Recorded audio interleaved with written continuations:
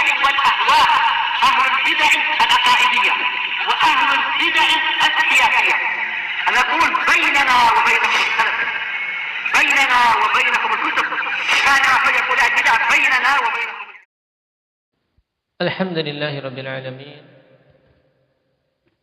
والصلاة والسلام على رسوله الأمين وعلى آله وأصحابه ومن تبعهم بإحسان إلى يوم الدين. أما بعد. Ikhwani fillah rahimani wa rahimakumullah. Pembahasan yang lalu sekilas kita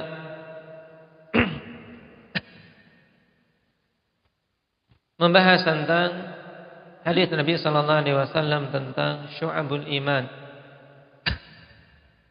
yang cabang tertinggi apa itu Ismail? Qaulu la ilaha illallah. Dan yang paling rendah imatatul adha anit thariq. Apakah berarti di sini menyingkirkan gangguan dari jalan merupakan perkara yang remeh?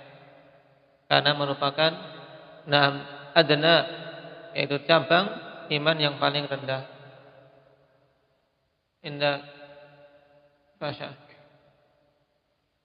Tidak. Lalu bagaimana Nabi mengatakan fa'adnaha?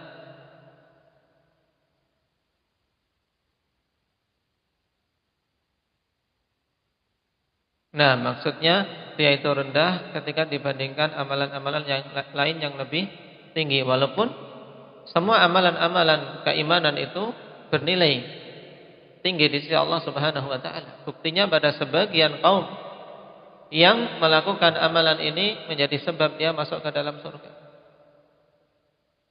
Dalam beberapa hadis telah kita sebutkan, seorang menyingkirkan gangguan dari jalan, sebuah ranting yang berduri disingkirkan dari jalan, ternyata menjadi sebab dia diampuni. Subhanallah. Dan al-haya minal iman, syu'batun minal iman. Sifat malu merupakan cabang dari cabang keimanan. Yang dimaksud dengan malu itu apa? Yang dimaksud dengan malu itu apa Pak Albin? Nah, itu jenis malu. Sekarang hakikat sifat malu itu apa pengertiannya?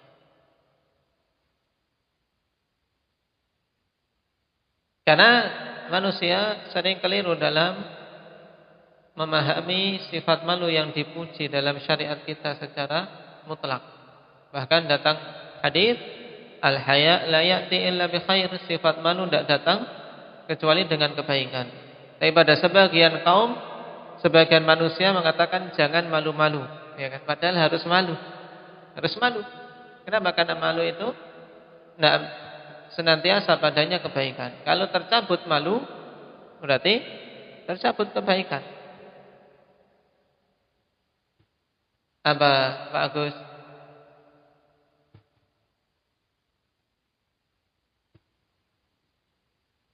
Nah, yaitu suatu sifat yang mendorong pemiliknya untuk melakukan kebaikan-kebaikan dan mencegah dari keburukan-keburukan. Itulah hakikat sifat malu. Makanya hal ini tidaklah ada pada seseorang kecuali membawa kebaikan. Sehingga kapan saja tercabut dari seseorang, maka orang itu akan terjatuh dalam berbagai macam keburukan. Ini jelas. Nah, di antara asar yang datang dalam masalah ini bagus untuk ditambahkan, yaitu yang diriwayatkan dari Umar bin Al-Khattab radhiyallahu anhu, disebutkan oleh Ibnu Abi Dunya dalam Makarimul Akhlaq. Man qalla haya'uhu qalla wara'uhu, wa man qalla wara'uhu mata qalbuhu. Mudah ini. Man qalla haya'uhu qalla wara'uhu, wa man qalla wara'uhu mata qalbuhu. Nah, 2 kali sudah hafal insyaallah. Had Ahmad.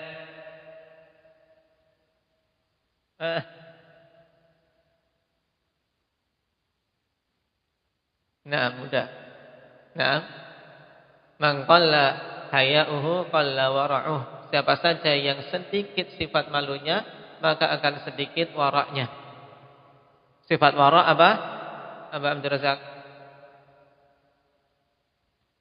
Wara' itu apa? Enggak boleh buka kamus. Wara'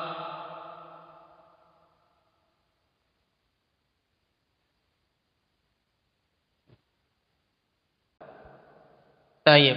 Wara' adalah tarku ma yukhafu dhararuhu fil akhir. Yaitu meninggalkan hal-hal yang dikhawatirkan bermudarat bagi akhiratnya. Itu wara'. Nah, seorang yang sedikit malunya, maka akan sedikit waraknya. Kemudian orang yang sedikit waraknya, maka akan apa? Akan mati hatinya. Dan itu ikhwani fillah, kalau kita perhatikan mujarrad.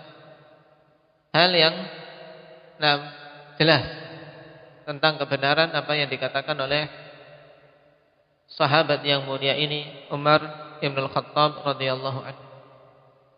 Kalau sudah malunya sedikit, biasanya waraknya sedikit. Apa-apa diterjang. Kan masih boleh. Baik. Kemudian setelah itu kan masih boleh, terus akhirnya artinya lama-lama mati. Karena waraknya sudah hilang dari dirinya itu. Kehati-hatian jangan sampai dirinya terjatuh dalam keharaman. Sudah tidak ada. Berarti konsekuensinya dia akan jatuh dalam perkara-perkara yang dilarang. Dan kemaksiatan itu merupakan sebab matinya hati. Juga athar dari Salman Al-Farisi radhiyallahu anhu yang hampir serupa dikeluarkan oleh Imam Abu Nuaim dalam Hilyatul Auliya. Beliau mengatakan, innallaha idza arada bi'abdin syarra aw halakah naza'a minhu al-haya'a falam talqahu illa maqitan mumqita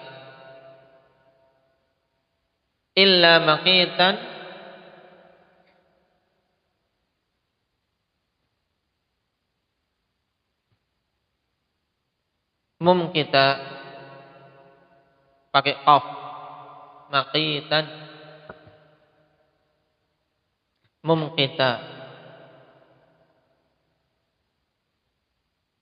Innallaha idza arada bi'abdin syarran aw halakah. Sungguhnya Allah apabila menginginkan pada seorang hamba itu kejelekan atau kebinasaan, naza'a minhul haya'a, maka Allah akan cabut dari orang ini sifat malunya.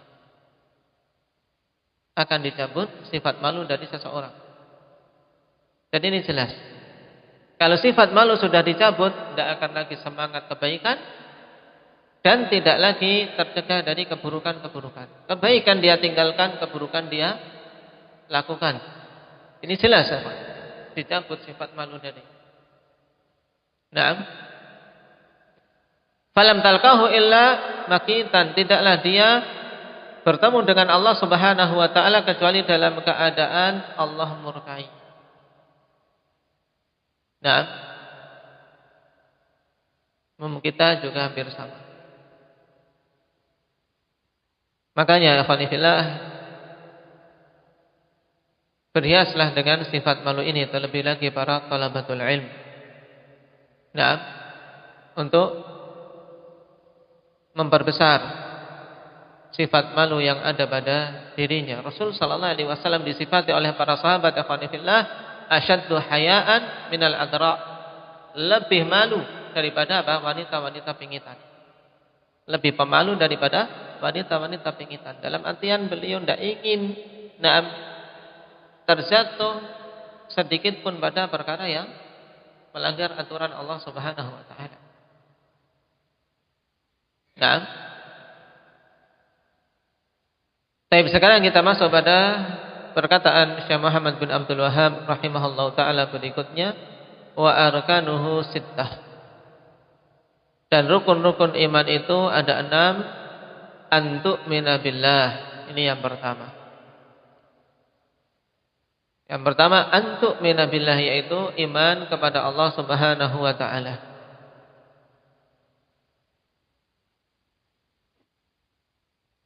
Dan telah kita lewati yang namanya rukun afanifillah, yaitu sisi yang paling kuat dari suatu hal. Itu namanya rukun. Ketika bangunan, maka yang menjadi rukun adalah tiang-tiang penyangganya, pilar-pilar yang menjadi penopang utama suatu bangunan. Itulah rukunnya. Dan ketika dikatakan rukun iman, berarti hal-hal yang menjadi penyangga, yang tidak boleh ambruk untuk seorang dikatakan mukmin. Antu'mina billahi wa malaikatihi wa kutubihi wa rusulihi wal yaumil akhir wa tu'mina bil qadari khairihi wa syarrihi. Ini 6 rukun iman. Sekarang kita ambil yang pertama terlebih dahulu. Al-imanu billah, keimanan kepada Allah Subhanahu wa ta'ala.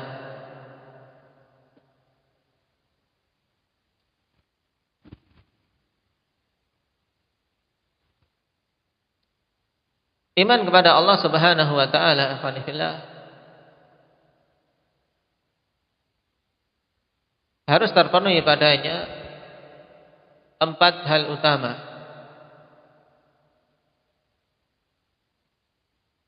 Kapan saja 4 hal ini belum ada, maka belum dikatakan beriman kepada Allah Subhanahu wa ta'ala secara sempurna. Yang pertama, al-imanu biwujudi. Yang pertama adalah iman tentang adanya Allah. Ini yang paling dasar. Kalau sudah tidak iman tentang adanya Allah, ya tidak dikatakan mukmin. Untuk poin yang pertama ini, secara fitrah keseluruhan manusia mengaku, ya kawan, kecuali orang-orang yang menyombongkan diri dan sudah rusak fitrahnya seperti Fir'aun dan yang lainnya. Walaupun hati nurani mereka mengakui bahwasanya Allah itu ada, bahwasanya yang dibawa oleh Musa itu hak, sebagaimana dalam ayat wajahadu biha wastaiqanatha anfusuhum dzulman wa 'uluwa. Mereka mengingkari apa yang dibawa oleh Musa, tidak mau mengakui. Dalam keadaan hati-hati mereka yakin, yaitu hati-hati nurani mereka tahu itu benar. Betapa banyak manusia yang seperti ini. Dan tentang adanya Allah Subhanahu wa ta'ala ini sesuatu yang sangat jelas, tidak butuh tidak butuh seorang susah payah untuk berusaha untuk mempelajarinya, karena sesuai dengan fitrah. Dan Rasul sallallahu alaihi wasallam dulu ketika mendakwai orang-orang kufar Quraisy, beliau tidak berdakwah untuk perkara ini. Kenapa? Karena mereka sudah mengakui Allah itu ada. Dengan dalil yang begitu banyak, bukti-bukti yang begitu banyak, cukup jagat raya ini sebagai bukti tentang adanya Allah Subhanahu wa ta'ala. Kemudian yang kedua, al-imanu bi rububiyyatih, keimanan tentang rububiyah Allah Subhanahu wa ta'ala, yaitu iman bahwasanya Allah Subhanahu wa ta'ala adalah zat yang menciptakan dan menguasai serta mengatur jagat raya ini. Ini cakupan dari rububiyah, 3 unsur utama. Al-iman bi anna Allah huwal khaliqu al-malikul mudabbir. Dan semua sifat-sifat rububiyah kembali kepada 3 hal ini. Iman pada Allah, iman bahwasanya Allah adalah Khaliq, pencipta. Sebagaimana dalam banyak ayat, di antaranya bahwasanya Allah pencipta segala sesuatu. Indahnya Ridwan, Allahu khaliqu kulli syai', Allah adalah pencipta segala sesuatu. Al-Malik, pemilik segala sesuatu. Semua jagat raya ini adalah milik Allah Subhanahu wa taala. Kita milik Allah Subhanahu wa taala. Semua yang kita miliki juga milik Allah Subhanahu wa taala. Apa dalilnya yang menunjukkan bahwasanya jagat raya ini milik Allah Subhanahu wa taala? Indak Nafi', mudah sekali.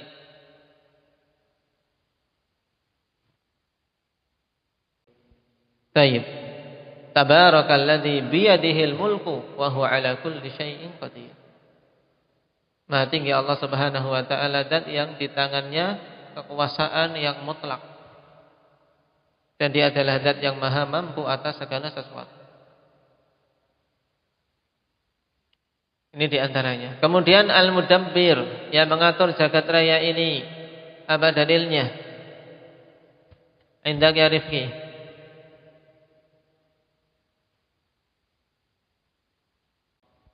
Taib. Naam. Ini jayyid. Naam, wa may yudabbirul amr fa sayaquluna Allah. Siapa yang mengatur segala sesuatu, maka mereka akan menjawab Allah. Berarti orang-orang kafir, ikhwan, ketika ditanya mereka mengaku itu. Qul may yarzuqukum minas sama'i wal ard amma yamlikus sam'a wal absar wa may yukhrijul hayya minal mayyit wa yukhrijul mayyita minal hayy wa may yudabbirul amr. Ditanya ini semua, mereka fasayaquluna Allah. Mereka menjawab Allah Subhanahu wa taala lah yang mengatur segala sesuatu itu.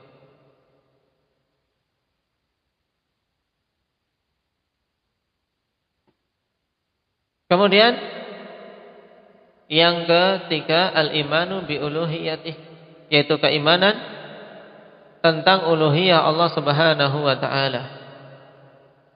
Yaitu bahwasanya Allah Subhanahu wa taala adalah satu-satunya zat yang hak untuk diibadahi. Tidak ada selain Allah Subhanahu wa taala yang berhak untuk diserahkan peribadatan kepadanya. Dalil-dalil tentang masalah ini begitu banyak. Nah, yang untuk mewujudkan hal inilah Allah Subhanahu wa taala utus para anbiya dan Allah turunkan kitab-kitab. Di antara dalilnya apa? Apa Zaid?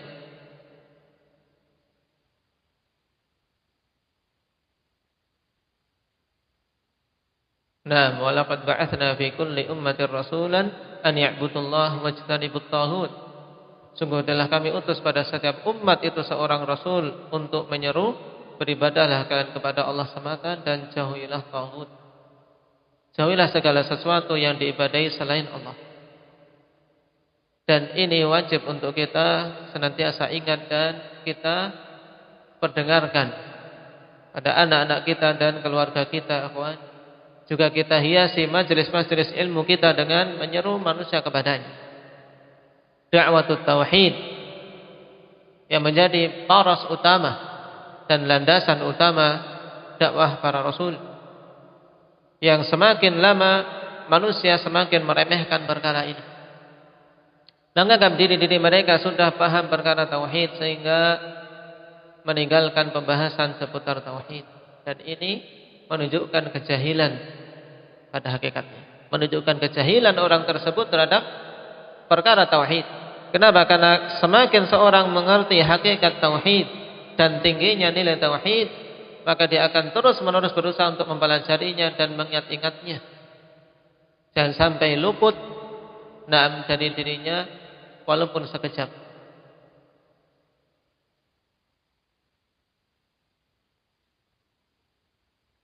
Kemudian yang keempat, al-imanu bi asma'illahi wa sifatih, yaitu beriman bahwasanya Allah Subhanahu wa taala itu memiliki nama-nama dan sifat-sifat.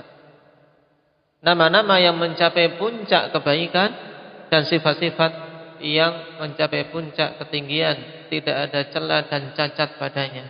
Tapi semuanya adalah sifat-sifat kesempurnaan. Sebagaimana Allah tegaskan, walillahil asmaul husna fad'uuhu biha. Allah Subhanahu wa taala itu memiliki nama-nama yang husna, maka berdoalah kalian dengannya. Memohon pada Allah dengan menyebut nama-namanya yang husna. Nah, kemudian sifat-sifat yang maha tinggi, sifat-sifat yang maha sempurna. Tidak ada pada satu sifat dari sifat-sifat Allah Subhanahu wa taala sifat yang memiliki kekurangan. Oleh karena itulah Allah Subhanahu wa taala zat yang maha terpuji dengan pujian yang sempurna. Sebagaimana dalam ayat pertama di surat Al-Fatihah, alhamdulillahi rabbil alamin.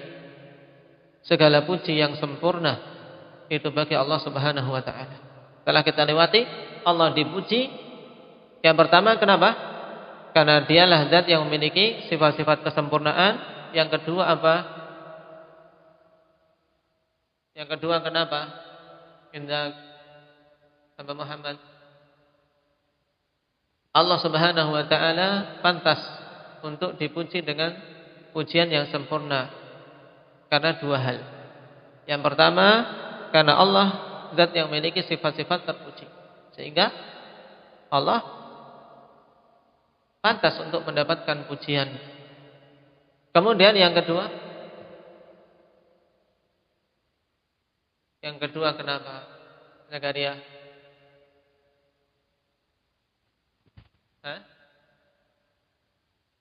Nah, yang kedua karena Allah adalah satu-satunya zat yang memberikan nikmat kepada hamba-hambanya, sehingga kita memujinya, memuji Allah Subhanahu wa taala.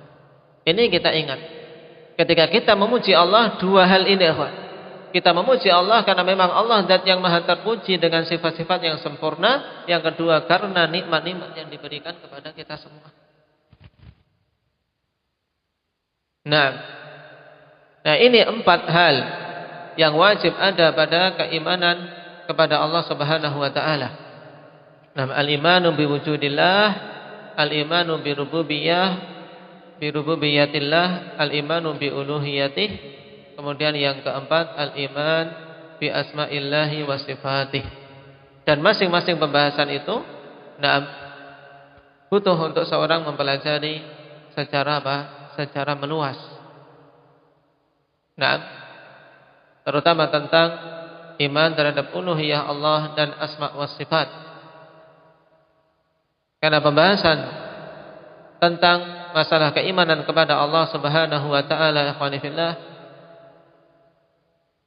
pembahasan yang sangat agung. Sebagaimana Allah adalah zat yang maha agung, maka mempelajari tentang sifat-sifatnya merupakan perkara yang agung pula. Dan seorang ketika kokoh dalam masalah ini akan mendapatkan buah-buah yang sangat bagus. Di antara buah-buah keimanan kepada Allah Subhanahu wa taala, yang pertama adalah sidqul i'timad 'ala Allah. Dia akan benar ketika menyandarkan dirinya kepada Allah Subhanahu wa taala. Kenapa? Karena Allah Subhanahu wa taala adalah zat yang maha mampu, maha luas ilmunya, maha luas kasih sayangnya. Sehingga kalau kita tahu itu, maka kita akan benar dalam menyandarkan perkara-perkara kita kepada Allah. Oleh karena itulah seorang yang beriman, tidak pantas dia tertimpa depresi, tidak pantas dia mengalami stres. Kenapa? Karena dia punya Allah Subhanahu wa taala. Ini yang harus dikuatkan. Menguatkan keimanan kepada Allah Subhanahu wa taala.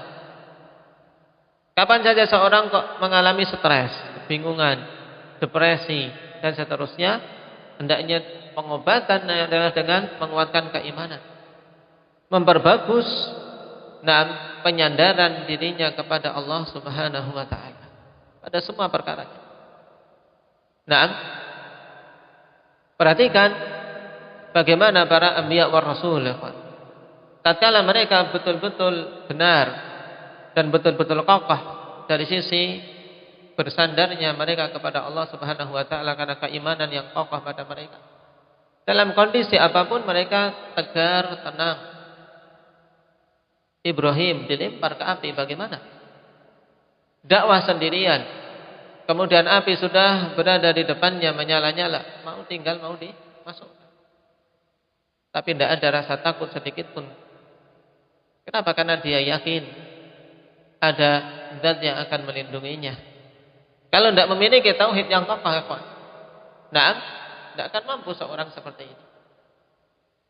Dimusuhi oleh semua manusia di zamannya, kemudian diancam, dan bahkan api sudah dinyalakan, dia dimasukkan ke dalam api.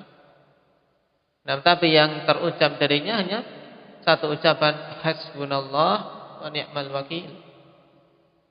Cukup bagi kami Allah Subhanahu wa taala, dan dia adalah satu-satunya zat atau sebaik-baik zat yang menanggung hambanya. Dan Allah tidak akan mengecewakan persangkaan hamba-hamba. Hanya Allah perintahkan kepada api, kuni bardan wa salama. Jadilah kamu bardan wa salama. Dua sifat. Bardan yaitu menjadi dingin, dan keselamatan. Karena terkadang dingin itu tidak menyelamatkan, dingin itu terkadang menyakitkan juga. Tapi bardan wa salama, dingin dan keselamatan. Ini contoh. Dan kondisi-kondisi yang lain yang dialami oleh para anbiya wa rasul, Nabi kita Muhammad sallallahu alaihi wasallam dan para sahabat banyak, ikhwan. Makanya kuatkan keimanan kepada Allah. Pada semua peristiwa yang terjadi di dunia ini, seorang akan mendapati ketenangan. Mendapati ketenangan. Karena dia beriman. Makanya heran. Nah, ketika terjadi musibah, terjadi bencana, kemudian jalan keluarnya hanya adalah dengan meninggalkan rumah-rumah Allah Subhanahu wa taala. Bagaimana iman bisa kuat? Bagaimana hamba-hamba ini bisa dekat dengan Allah Subhanahu wa taala kalau solusinya adalah menjauhkan manusia dari rumah-rumahnya? Termasuk suudzan billah.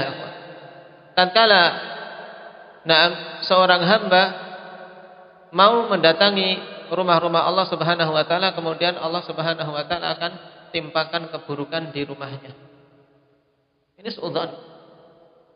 Kita saja manusia, ikhwan, datang tamu ke rumah kita. Nah, orang baik mau berbuat baik kepada kita.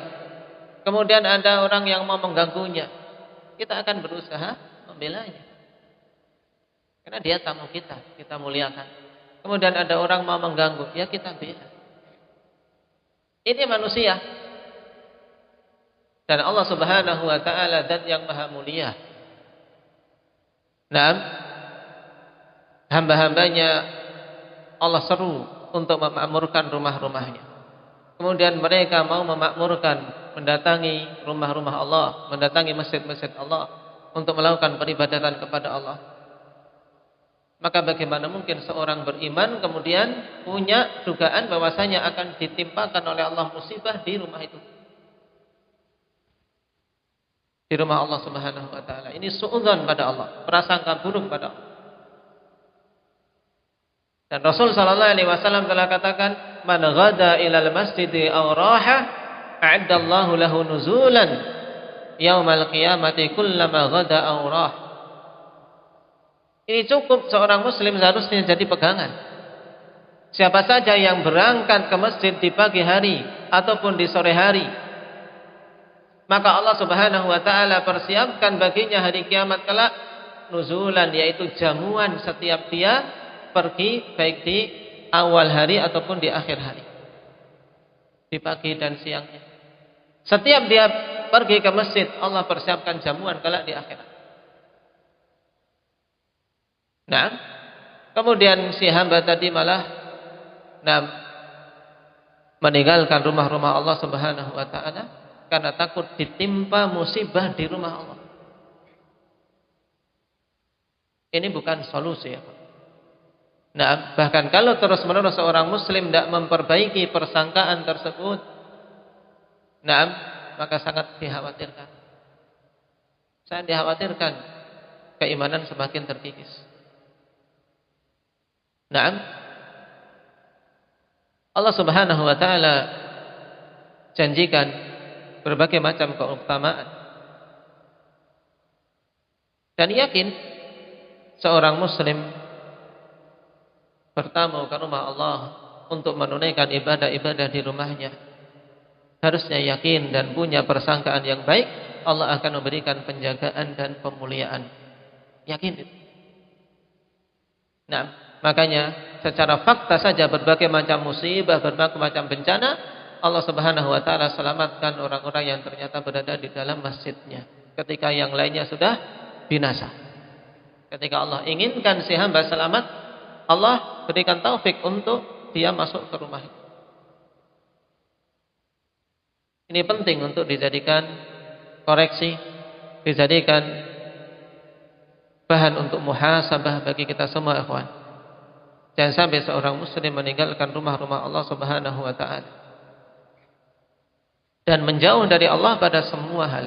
Kenapa? Karena kita yakin Allah adalah zat yang paling baik, yang paling berhak untuk kita menyandarkan semua urusan-urusan kita kepadanya.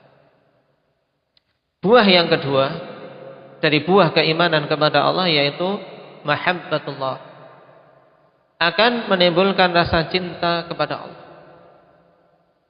Kenapa? Karena kita beriman Allah zat yang maha luas rahmatnya, Allah zat yang maha kasih terhadap hamba-hambanya, Allah zat yang maha pengampun, maka akan tumbuh rasa cinta kepada Allah. Nah, juga karena dia yakin tidak ada satu nikmat pun yang dia rasakan kecuali anugerah dari Allah. Maka sepantasnya kita untuk mencintai Allah Subhanahu wa taala. Kalau ada makhluk, ikhwanillah, makhluk memberi sesuatu kepada kita sekali, dua kali, sudah sepantasnya bagi kita untuk mencintainya, dan ini tidak dipaksa, tumbuh rasa cinta kepadanya. Makanya dalam sunnah Rasulullah katakan tahadu tahabu, saling menghadiahilah kalian, maka akan saling timbul kecintaan di antara kalian. Ini makhluk. Dan Allah Subhanahu wa taala zat yang maha luas karunia-Nya. Semua yang ada pada kita datangnya dari Allah. Nikmat kecil maupun besar. Maka iman yang benar akan membuahkan rasa cinta pada Allah. Buah yang ketiga, tahqiqut tauhid. Kalau dia imannya benar kepada Allah, maka dia akan betul-betul mewujudkan tauhid. Kenapa? Karena tahu dengan seyakin-yakinnya bahwasanya Allah lah zat yang berhak diibadahi. Nah, tidak ada yang hak untuk diibadahi kecuali Allah. Kemudian buah yang keempat, al-hirsu ala fi'li ta'at wal bu'di 'anil khati'at ta'ziman lillahi azza wa jalla. Akan semangat untuk melakukan ketaatan-ketaatan dan menjauh dari kesalahan-kesalahan dan maksiat. Kenapa? Karena dia ingat Allah itu zat yang maha agung, zat yang maha mengetahui dan melihat segala sesuatu yang dia lakukan. Ini jelas apa? Kalau iman kepada Allah kuat, maka dia akan semangat melakukan ketaatan dan akan menjauh dari semua keburukan-keburukan.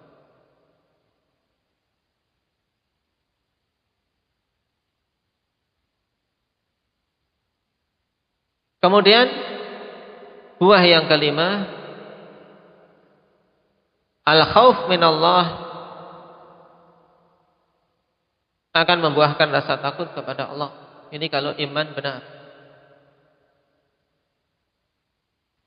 Kemudian kuwatut tama' war raja, kuatnya harapan terhadap Allah Subhanahu wa taala. Ini juga buah yang sangat penting. Nah,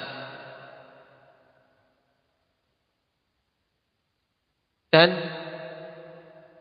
yang selanjutnya adalah as-sabr ala aqdarillah. Akan membuahkan sabar. Keimanan yang benar akan membuahkan sabar atas takdir-takdir yang Allah berikan. Kenapa? Karena dia tahu Allah mentakdirkan sesuatu, itulah yang terbaik bagi kita.